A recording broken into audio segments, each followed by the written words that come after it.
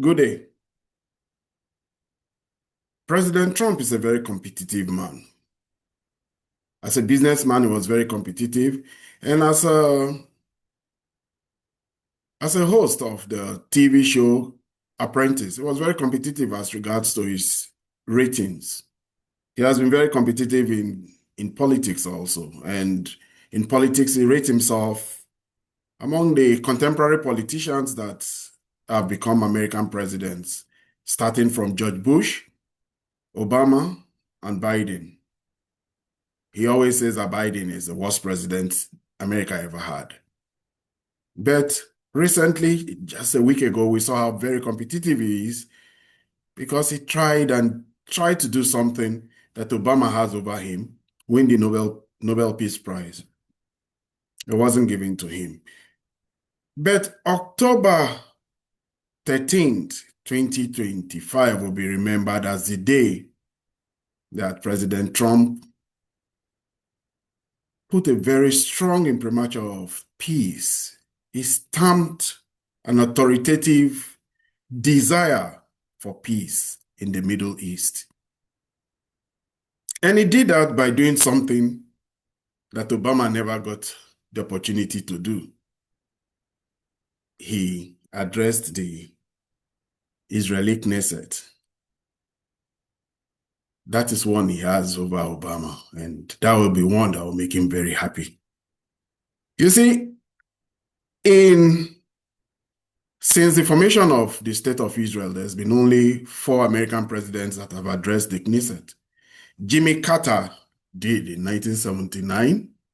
Bill Clinton did in 1994. George Bush also did in 2008. And Donald Trump did on October 13, 2025.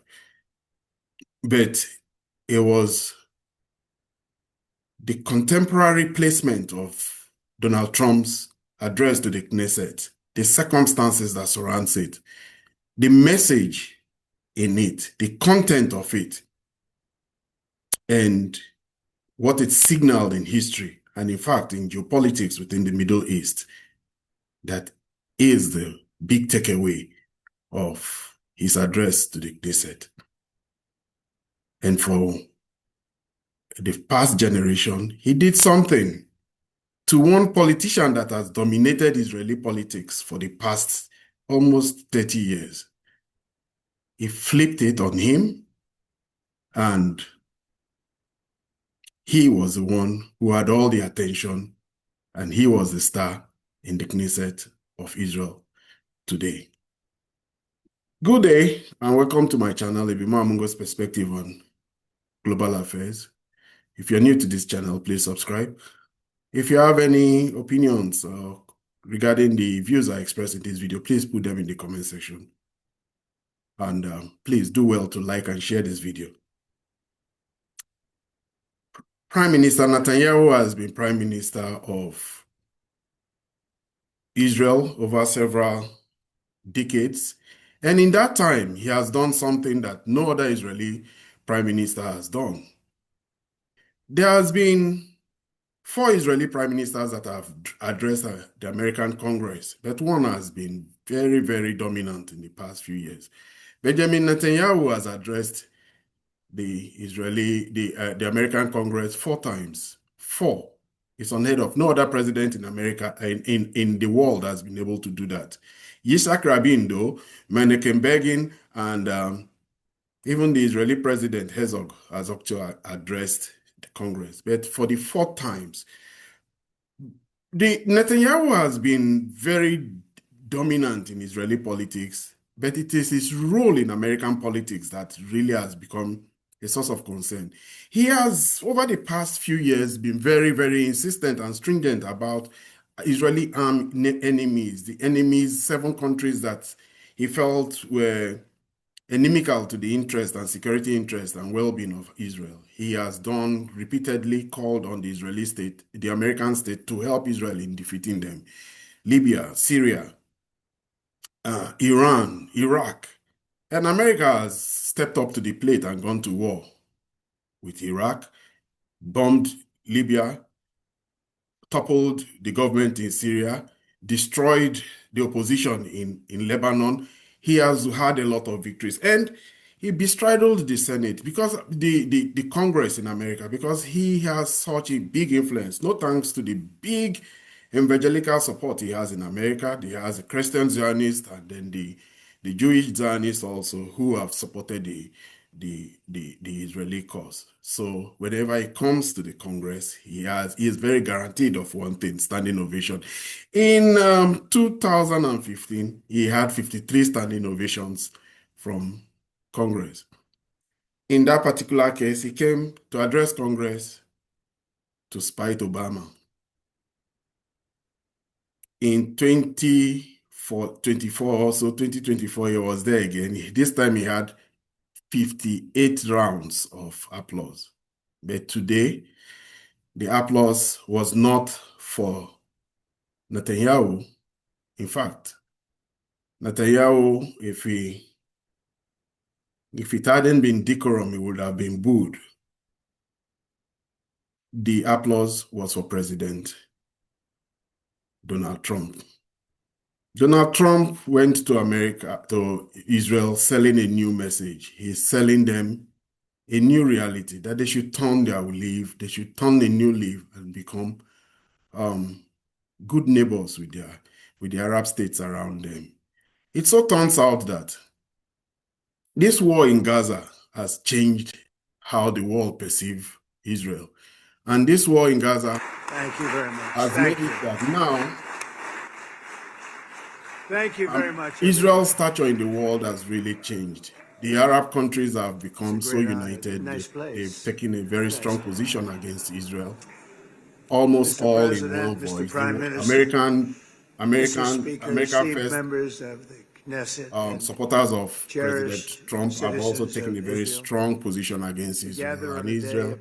But if nothing else, it's Netanyahu. Netanyahu is unpopular in his own country, and today that forum, President Trump came to show that he is the one in charge now. He has always been saying that they should have the Abraham Accord, and it is the Abraham Accord he came to sell here. The whole concept of the Abraham Accord, this is really, really historic. Seeing them standing up and giving him standing ovations is very historic. This is what Netanyahu used to do. He used to come and tell Americans that you will do this for us and do that for us and do this for us. But in a very ironic way, President Trump came and he was pleading. He didn't even plead for Netanyahu to be pardoned by the President Herzog, because one of the things that has caused all the pain in the Middle East in the recent times is the fact that Netanyahu has been under persecution, and in trying to escape prison terms, he starts a war. He has started 7 wars in the past few years. He has bombed Iran, bombed Iraq, bombed Nasrallah, and helped for the overthrow of Syria. He has been very busy in the war area. But the Middle East has changed. President Trump came selling peace. He says that Israel will do better, having better relationships with our neighbors. Israel will do much, much better if they sign up to the Abraham Accord and get all the countries within the Middle East to sign up. And that they should turn a new leaf. It is not just continuation of war. They can't be fighting wars in a region that has moved beyond wars. That region is now populated with countries and Arab countries that have a new definition of how they want. They have high-performing countries like Qatar, Saudi Arabia with big ambitions. They have UAE that even though they have signed up to the Abraham Accord, they know that instability is not good for Dubai and the Emirates and all the 7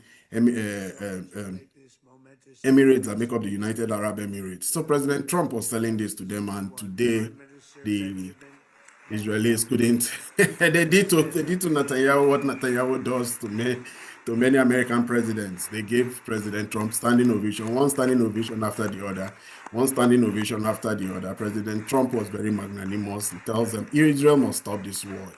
He came and imposed a stop of the war and a stop of all the conflict in that region on Israel. But he was very magnanimous, very gracious. He told them to remember that it is he alone who has been the one who has made giving Israel a lot. He told them, Israel, I am your best friend. I gave you Jerusalem as the capital of where America's embassy is. I recognize the Golan Heights. And he told them all the wins and all the relationship, and he assured them that he's not leaving them because, in all clear intent, President Trump has looked at America's best interest. America's interest is very financial. Their economy is in a bad place, and they need the help and support of the Middle Eastern states. And he needs them now to help in shoring up America's economy at this time.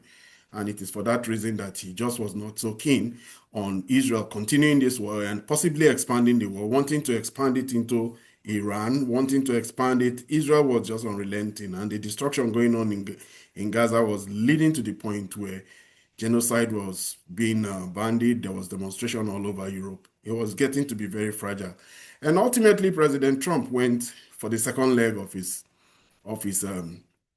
visit today, and then he went to Egypt, Sharm el-Sheikh, and met with 20 heads of state. Netanyahu was invited to that forum, but unfortunately, Netanyahu was forced to ultimately abandon the trip because, from what we gather, the Turkish president was not keen on seeing Netanyahu in that forum, and he made a very strong representation against it to the host. The host there being el-Sisi of Egypt, and he said it was not. It was very forceful. We should know that the country is Turkey, Qatar, and Saudi Arabia, ultimately, and Egypt, who have been very, very, very, very stringent in their condemnation. Saudi Arabia has been very quiet, though. Qatar has been acting the mediator, but Turkey has been very, very stringent in their criticism of Netanyahu and all that has been happening there. And so he was not there, but all the other countries were there. And it became a summit for both European countries and the Arab countries. And countries, in fact, they finally got the head of Palestine organization to be there. The Azerbaijani president was there, and it was a very good one for President Trump. He created a forum. It's a unique day. Ultimately, they finally signed the peace deal. But the biggest takeaway of today was that all the prisoners were released from Israel, released prisoners, and in the same breath, Hamas released all the hostages. It says, and everybody now, the message he has sold them quietly is that they should turn a new leaf, and then they should now start to look to peace. This meeting in Sharm el-Sheikh was a very good one. It's peace meetings in Africa. Turkey too. President Trump kept celebrating Turkey and kept insisting that Turkey is doing so well. Turkey is doing so well. And he talked about Erdogan being a strong man. He was very, very pleasant to Erdogan. And these are all the presidents that were there today. It was a very big thing, gathering them all. But it was the Europeans too. The Europeans, though, he called them up, he summoned them. It practically was a summon because he mentioned later on that some of them only got just barely 2, 3 hours notice to be in the forum. The Indonesian president was there, the Pakistani president, the Muslim world was well represented, and it shows a great respect that many people have for Trump. Either the respect or the fact that they all need him, especially the European countries who have to do deals with him and who need him to be very in their continuous project in Ukraine. One of the great highlights of this meeting was that ultimately, this is what he said about continuing wars in the Middle East there. Middle East, it's not going to happen. That's not going to happen. It means so much. There were so many people who said the Middle East, and this has been going for many, many decades. I've read it many times that World War III will begin in the Middle East. It's not going to happen. That's not going to happen. There was a time that you would have thought it could have, but it's not going to happen. There won't be World War III, hopefully at all.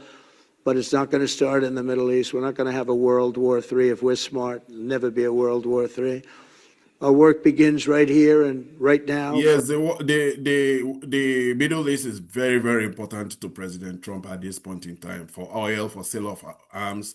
But this was one of the images here. This is a very touching image. He met with Abbas, and it was very, whatever it is, however they are planning for the post peace or administration of Gaza and the West Bank.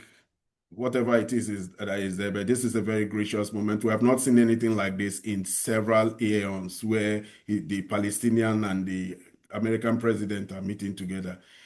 And you will think that it is one who is very close to Israel that finally brings this together. So this is a great success of today. We are very, very it's one to celebrate. Going to the perennial topic now. The perennial topic, of course, is Israel, Ukraine. Ukraine now is President Trump has finished with the Middle East, and President Trump is now looking to Ukraine. He has invited Zelensky. He has invited Zelensky to come to the White House. The last time he invited Zelensky, the Europeans were very, very scared and worried, and they quite quickly and hurriedly joined Zelensky in that trip. Ultimately, they thought that President Trump was going to steamroll Zelensky and bully him into submission in a deal. But one of the things that has become very clear, one person was bullied into submission, and that person was Netanyahu. So bullying one party into submission and taking concessions, especially a belligerent party, is what Zelensky fears, and Zelensky has been calling for. That whoever is to be dealt with, it should be Putin. He has said it in so many forums. Today, he met with Kaya Kallas. As I'm even making this video now, we get reports that there's continuous bombing going on in Kharkiv. The Russians are stepping up all their battles in Kharkiv, their actions in Kharkiv, and it is this peace that President Trump wants to bring to an end. Already, we also hear that they are trying to bring down the age for conscription from 23 to 25. Already, it's at 25.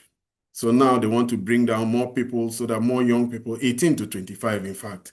So they want to get more people into the war. Meanwhile, Russia is moving on in the war, in the battlefield, making successes.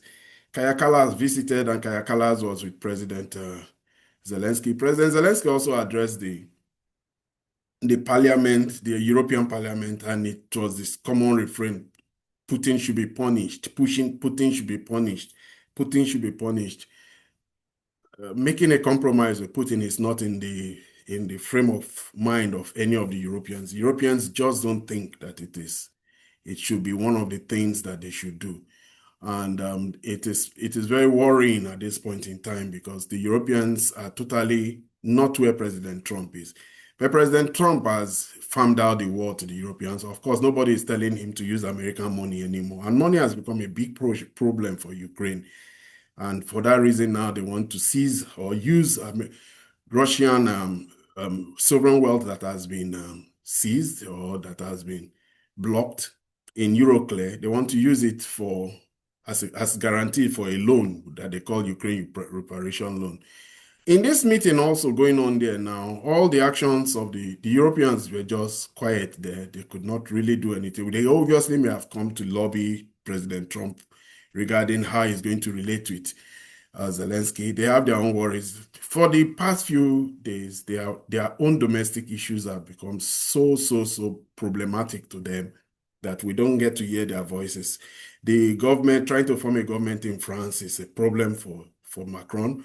And the challenges in England is also a problem for Starmer. And Meloni too, we see all the big demonstrations, ostensibly for Gaza, but it just signals other serious issues that are challenging the Italian state. So all the European countries are challenged there. Today, Russia has hit second largest city with glide bombs, cutting lights, electricity. Russia is just showing power and showing strength, and showing that they are not a pushover in this war. They have been using their drones all across the battlefield, and they have been succeeding so well. And it may just be that this is just what President Trump wants to be able to talk to Zelensky for. We really don't know if President Trump will succeed with Zelensky. He himself has said it, that the level of hatred among the Europeans The Europeans have been one group of people who have just fought wars perennially for the past 1,000 years. We have all these names, Peter the Great, Charles the Great, this one the Great, and all that. They were just people who went into wars, unending and unrelenting wars. Their history is just full of it.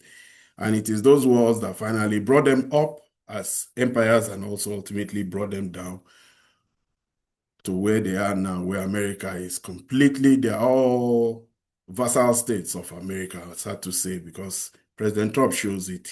They're all his subjects. He tells them what he wants and they show up. He says, I think you should see me in Sharm el-Sheikh. And they have to show up because they all have one thing they need from him. And they know the power he holds over them and their economy. They're all negotiating and finding better terms as regards to tariff for their countries. So President Trump really has them in a bad place. And this is the reality that we see now. The pendulum has swung, and it was a good day for Trump. It was a good day for peace. But I have to say, how did we get to this point where so much leverage was put on President Trump to take action against Israel?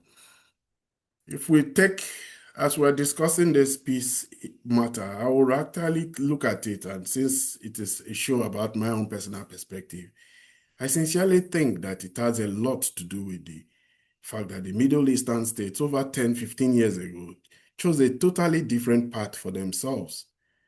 A path that just meant that they have chosen to spend their money in developing their region, change their own economies to become hubs of tourism, hubs of finance, hubs of technology. Their investment in their infrastructure to the extent where a small country like Qatar, 2 or 3 million people will be hosting the World Cup. And it's the World Cup too that it's also Saudi Arabia's limitation. Those countries are expending a lot of money because they've saved a lot of and accumulated a lot of wealth through their sovereign wealth fund. And this is the message that President Trump continues to tell Israel. Why don't you take your eyes off battles and fights and try to make better relationships with your neighbors? And these neighbors are very profitable to you. They'll be very profitable to you. You have comparative advantage in technology. You are very advanced in military hardware. They have security issues. You will work better as partners than continuing to fight and continuing to want to bring regime change and everywhere.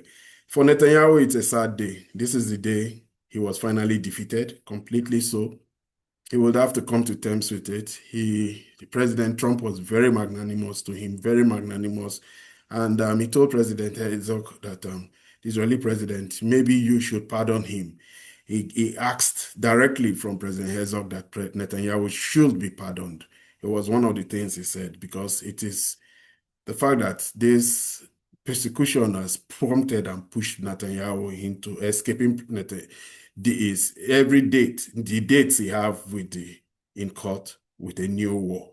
And we are hoping that this peace will finally come. We are hoping that this peace will stay. President Trump insists it will stay. We have the guarantors there now in the countries that signed: Qatar, Egypt, Turkey, and America, of course. And that's a very powerful one. We hope this peace resolves itself, that neighborhood resolves itself. Even the opposition leader in Israel was saying that, yes, a new dawn has come. They should turn a new leaf and they should start to look to peace and development. We already know that Prime Minister Netanyahu has reached out to Iran and said, through Putin, that he signaled that he will not be fighting a war. But when he had his 5 minutes on stage, it was to tout his warrior credentials, and it was so out of variance with the whole talk of peace that was in the Knesset. He did that. So we have a situation now where Netanyahu has had everything flipped on him. It is not him again who is in charge. We don't really know. Someone asked President Trump if Netanyahu is jailed. President Trump said that was politics. That was about 4 days ago, that Netanyahu being jailed is politics. But he actually asked for him to be pardoned. Today is a good day. It's a happy day. All the hostages are back home. The ones that are alive, 20 of them. They're trying to get now the bodies of the rest. Because let's not forget there was unrelenting bombing of Gaza, and most of those hostages were within that Gaza territory, and a lot of happiness for Palestinians, including one that has been in prison for 20 years. Let's just hope that indeed the Middle East is going to see peace. But it is also a sad day for Netanyahu, because today I can safely say that Netanyahu's political career may have just ended today. This is where I end my video for today. If you're new to my channel, please subscribe. If you have any opinions regarding the views I just expressed in my video, please put them in the comment section. Do well to like and share. Please like and share. Let's help the algorithm grow. Let's help the video reach as many people as possible. Thanks for continuing to be very good subscribers, but we need more. Until I see you in my next video, goodbye.